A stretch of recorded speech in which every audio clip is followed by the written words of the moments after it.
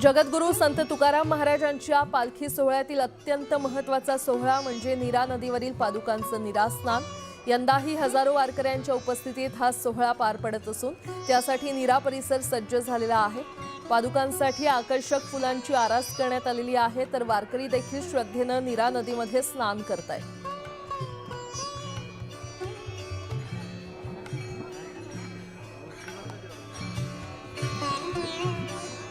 आणि ही थेट दृश्य आपण पाहतोय जगद्गुरू संत तुकाराम महाराजांच्या पालखी सोहळ्यातला अत्यंत महत्त्वाचा सोहळा, तो म्हणजे नीरा नदीवरील पादुकांचं नीरास्नान। आणि आता नीरा नदीवर पादुकांचं नीरास्नान केलं जाईल। यंदाही हजारो वारकऱ्यांच्या उपस्थितीमध्ये हा सोहळा पार पडतोय। नीरा परिसर त्यासाठी सज्ज झालेला आहे। पादुकांसाठी आकर्षक फुलांची आरास करण्यात आली असल्याचं पाहायला मिळतंय। थेट माहिती घेऊयात, आमचे प्रतिनिधी मधुकर गलांडे आपल्यासोबत जोडले गेलेले आहेत। मधुकर, नीरा परिसर सज्ज झालेला आहे, पादुकांचं नीरास्नान आता पार पडतंय, काय वातावरण आहे? प्राजक्ता, जगद्गुरू संत तुकाराम महाराजांच्या पालखी सोहळ्यातील हा एक महत्वाचा, अत्यंत महत्वाचा असा एक क्षण वाटला जातो। ज्या पद्धतीने ज्ञानेश्वर महाराजांच्या पादुकांना निरेमध्ये नीरास्नान दिलं जातं, तसं त्याच पद्धतीने इंदापूर तालुक्यातील सराटी येथे सुद्धा नीरास्नान केलं जातं तुकाराम महाराजांच्या पादुकांचं। हा अत्यंत महत्वाचा आणि आनंददायी क्षण असतो वारकऱ्यांसाठी। आपण जर आता बघितलं, आपण थेट दृश्य बघतोय की आता पादुका ह्या नीरास्नानासाठी आलेल्या आहेत। आता या ठिकाणी आल्यानंतर त्याचं ते सुरू म्हणजे विश्वस्त आहेत, मानकरी आहेत, सेवेकरी आहेत, ही सगळी मंडळी आता ते पादुका नीरास्नानासाठी खाली पाण्यामध्ये घेऊन येत आहेत। खरं तर नीरा नदीवरती हे नीरास्नान केलं जातं, ह्याचा मान कोळी समाजाला होता पूर्वी। कारण पूर्वी कसं असायचे की नदीवरती एवढी दळणवळणाची व्यवस्था नसायची, पूल नसायचे किंवा काय नसायचे। त्यावेळेस ह्याच तुकाराम महाराजांच्या पादुका कोळी समाजाचे लोक नदीतून पलीकडे पार करून नेत होते आणि आता अजून सुद्धा तोच मान त्यांना दिला जातो।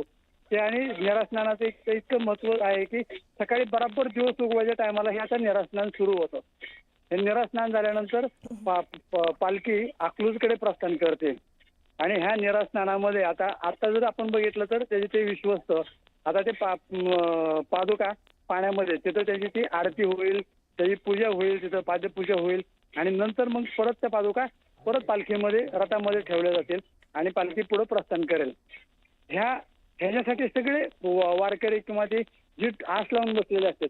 आपण जर बघितलं तर की जी आता आपल्याला दृश्यामध्ये दिसते की मेघडंबरी वगैरे किंवा ते आता आरती सुरू होईल, तिथं आरती सुरू होते आता त्या पादुकांच्या तिथं पाद्यपूजा केली जाईल आणि नंतर मग ते पाण्यामध्ये बुडवून त्याच्यावरती भयंकर मोठा जल्लोष म्हणजे ज्ञानोबा तुकारामाच्या, ज्ञानेश्वर महाराजांच्या, तुकाराम महाराजांच्या जयघोषाने संपूर्ण म्हणजे आपण जर बघितलं तर नदीच्या दोन्ही तर्फा माणसं दिसतात। आता आरती सुरू झाली, आरती झाल्यानंतर मग परत त्या पादुकांना पाण्यामध्ये स्नान घातलं जाईल। प्राजक्ता, बरं, मधुकर, अतिशय सुंदर असा हा क्षण, अतिशय छान अशी ही दृश्य। यापुढे या पादुकांचा मार्ग कसा राहील? आता इथून परत आता हे पादुकाचं स्नान झाल्यानंतर पादुका पुन्हा त्या ज्या ठिकाणी मुक्कामाला पालखी होती म्हणजे जिथं रथ आहे तिथं जातील आणि तिथून परत ह्याच पादुका अकलूजकडे प्रस्थान करेल। आज अकलूजला जाताना म्हणजे आता पुणे जिल्ह्यामध्ये आता हे नदीच्या आता त्या ठिकाणी नीरास्नान चालू आहे ते पुणे जिल्ह्याचं ठिकाण आहे आणि नदी क्रॉस केली म्हणजे गेले की ते सोलापूर जिल्ह्यामध्ये जाते। मग सोलापूर जिल्ह्याचं प्रशासन पालखीचं जोरदार स्वागत करेल आता आणि त्याच्यासाठी संपूर्ण सोलापूर जिल्ह्याची प्रशासन यंत्रणा पूर्ण सज्ज झालेली आहे। आणि सोलापूर जिल्ह्यात गेल्यानंतर अकलूजला सदाशिव माने विद्यालयाच्या प्रांगणामध्ये 11 ते 11:30 12च्या दरम्यान मोठं गोल रिंगण परत तिसरं होतं। म्हणजे ह्या तुकाराम महाराजांच्या पालखी सोहळ्यामध्ये पहिलं गोल रिंगण बेलवाडीमध्ये झालं, दुसरं गोल रिंगण इंदापूरमध्ये झालं आणि आता हे तिसरं मोठं गोल रिंगण अकलूजमध्ये होईल आणि अकलूजमध्ये पालखी 2 दिवसासाठी विसावेल।